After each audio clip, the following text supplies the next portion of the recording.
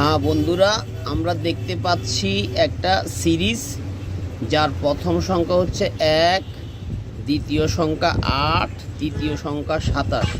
তাহলে এই সিরিজের পরবর্তী দুটি সংখ্যা কত হবে? আসলে সিরিজটা কিভাবে পাওয়া গেল? আসলে প্রথম সংখ্যা 1 হলো 1-এর কিউব।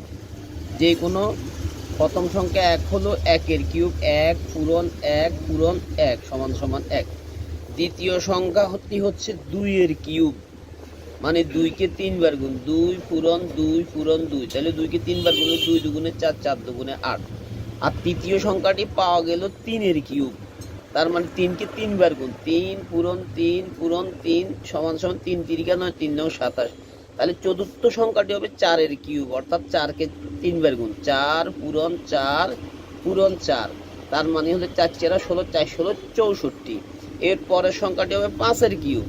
5-এর কিউব মানে 5 গুণ 5 গুণ 5 সমান সমান 5 5 25, 5 25 125। তাহলে পরবর্তী দুটি সংখ্যার মধ্যে একটি সংখ্যা হবে 64, আরেকটি সংখ্যা হবে 125।